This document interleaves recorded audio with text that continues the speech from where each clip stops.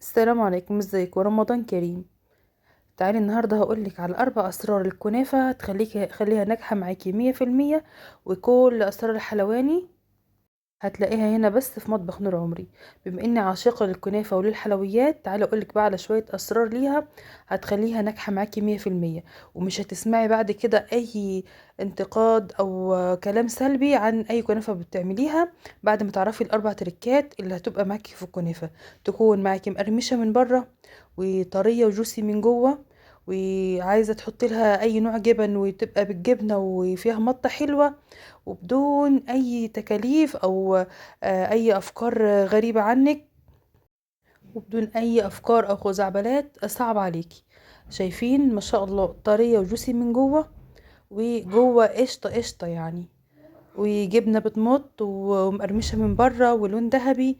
وبعد ما تسقيها شربات مش هتبقى معجنة من تحت. هنا ندخل الفيديو على طول واقولك على اسرار تريكاتي في عمل الكنافة. وفي البداية كده لو عجبك الفيديو ما تنسيش اللايك والاشتراك. صلي على النبي في التعليقات ويلا بينا نبدأ.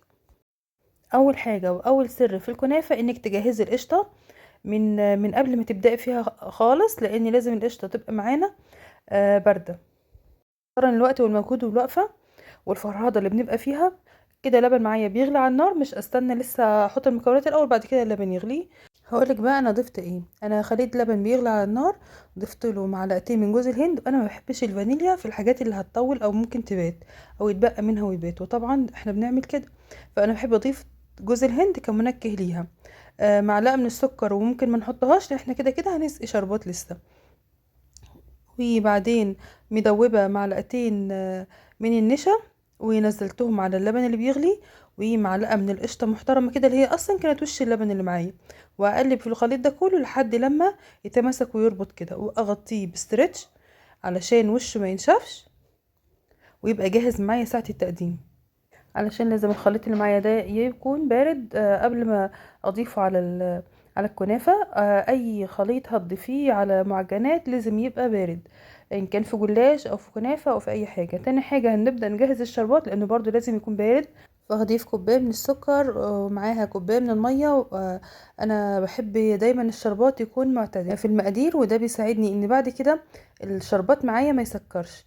والسر بقى في المطة اللي انتوا تشوفوها بعد كده هي معلقة عسل الجلوكوز اللي انا ضفتها دي. عسل الجلوكوز دي غير ان هي بتظبط قوام الشربات، بتخليه لما بينزل على اي حاجة بتسقيها شربات ما يعجنش بعد كده، ويخلي الخليط زي ما بقولك كده معتدل. فبالتالي السكر بيكون فيه حاجة فيها يدوب فيها اللي هي المية. شايفين القوام من كوباية وكوباية، بس القوام تقيل ازاي ومظبوط، وفيه اللمعة والمطة والطعم اللي احنا بنلاقيه في الحلويات الجاهزة. فهي معلقة بس بتفرق كتير أوي في نجاح اي حلويات هتعمليها بعد كده. تاني حاجة معايا وهي السمنة. بضيف معلقتين كبار من الزبدة على السمنة، واسيحهم على النار. كل نص كيلو كنافة بياخد كوباية، اللي هي تقريبا ربع كيلو من السمنة. ودي شيء أساسي في نجاح الكنافة. لازم تكون دايبة مبسوسة كويس قوي في السمنة. هسيحهم على النار. ولو حابة اللون الذهبي ده مش أساسي، يبقى هنضيف رشة بسيطة خالص من لون طعام أصفر أو هو لون الزعفران. وهنسيبها على جنب بقى، ونقدر نحضر في الكنافة. كمان معايا معلقتين من السكر البودرة. وانا بصراحة بفضل واكد انه لازم يكون بودرة عشان يتوزع كويس اوي في الكنافة. هبدأ افك الكنافة الاول من بعضيها، وزي بالطريقة اللي تحبيها. بتحبيها تكون سليمة، بتحبيها تكون متقطعة مضروبة في الكبة، الشكل اللي تحبيه. انا بفضل ده دايما، ان انا اقطعها نص تقطيعة كده، مخليش فيها اي تكتلات، ونبدأ نبسها بالسمنة. ابدا اوزع السمنه بانتظام على الكنافه، يعني بشكل متساوي علشان كلها يطولها سمنه. وابسها كويس قوي بايدي، وارش معلقتين السكر بودره. سكر البودره ده بيخلي السكر يتوزع اكتر، وكمان يخليها تتقرمش من بره، وتلاقي اللون موحد. لما يكون السكر الخشن او السنترفيش بتاعنا ما بتوزعش كويس، وبتلاقي جزء فيه وجزء ما فيش، واللون ما بيكونش موحد. فمعلقه السكر دي هي اللي بتخليها مقرمشه من بره واللون موحد عليها. ادعكها كويس قوي قوي بالسمنه، يعني كاني ببس كحك، واجيب من تحت واجيب من فوق، والجزء اللي عليه سمنه زياده غير واجيبه على اللي مفهوش، لحد ما تدعك كويس قوي قوي بالسمنه. هي كده اتبست كويس والسمنه اتوزعت كويس. وده كده فرق بين اللي اتبست كويس قوي اللي لونها اصفر غامق ده، وبين اللي ما اتبستش قوي. السمنه اللي انا كنت مقدار السمنه اللي هو الكوبايه، وطبعا دي مقادير مضاعفه، فمن السمنه كنت شلت معلقتين عشان ادهن بيهم الصواني. دول طبعا صينيتين. لازم تدهني القاع كويس قوي بسمنه كتير، علشان دي برضو من الحاجات اللي هتخليها اللون منتظم معاكي ومقرمشه. وطالما متوزعه السمنه كويس قوي عليها، بتيجي بعد ما تيجي تصب الشربات مش هتلاقيها معجنه من تحت، هتلاقيها لسه مقرمشه ومظبوطه معاكي. هتوزعي قاع الصينيه كويس قوي وتفرديه، بعد كده تضغطي عليه اما بصينيه مقاس اصغر او بقاع كوبايه كده، تضغطي لحد لما تيجي تقلبي الصينيه ما تتقلبش معاكي، تفضل مظبوطه معاكي ومتماسكه ولازقه في الصينيه. بعد كده هتبداي تعملي جدار او سور في حافة الصينية، علشان القشطة اللي هنصبها ما تطلعش بره وتتحروق منك في الصينية ساعة التسوية.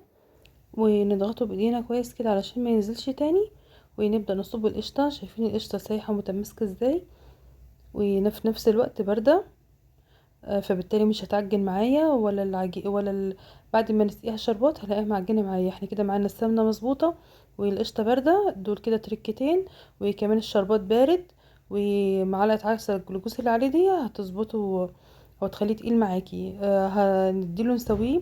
مش هضغط ولا انا بضغط، انا بس مجرد بساوي السطح علشان تبقى وشها متساوي، مش ملسوع، او هيبقى بعد التسويه محروق وملسوع كده.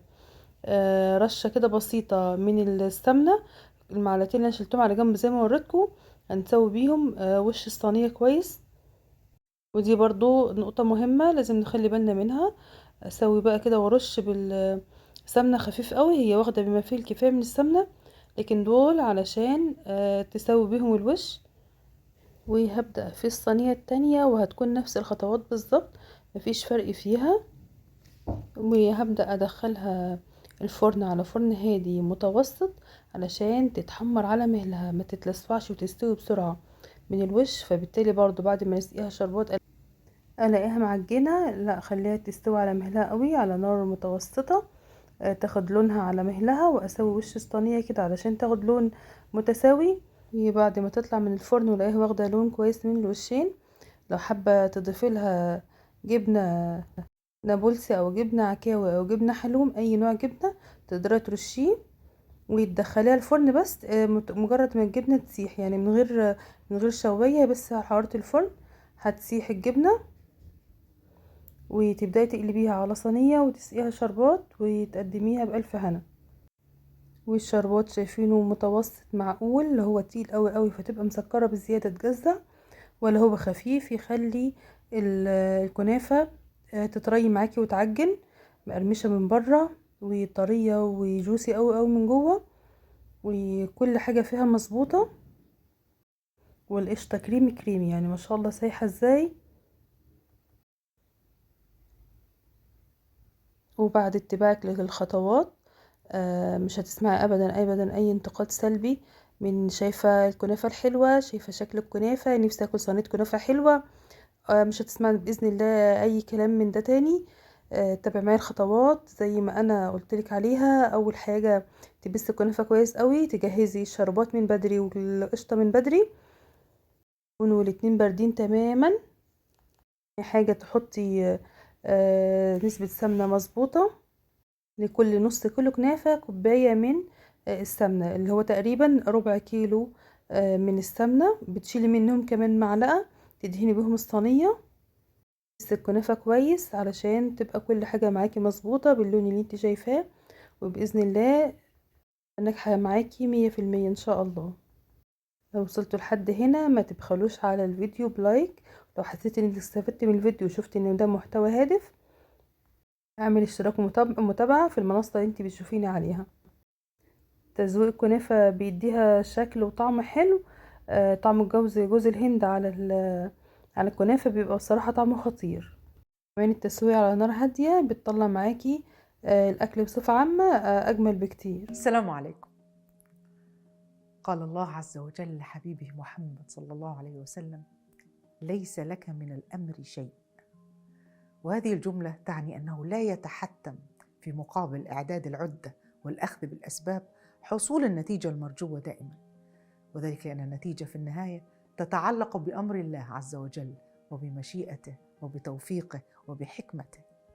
لذلك من اعتمد فقط على علمه ضل، ومن اعتمد على سلطانه ذل، ومن اعتمد على ماله قل، ومن اعتمد على جسمه كل، ومن اعتمد على عقله اختل، ومن اعتمد على الله فلا قل ولا ذل ولا مل ولا ضل ولا اختل. قال علي بن أبي طالب رضي الله عنه: يا أيها الناس توكلوا على الله وثقوا به فإنه يكفي ممن سواه. أحسنوا لأنفسكم بأن تثقوا فيما عند الله، وتوكلوا دائما في كل أموركم على الحي الذي لا يموت. والله يحفظكم ويحفظ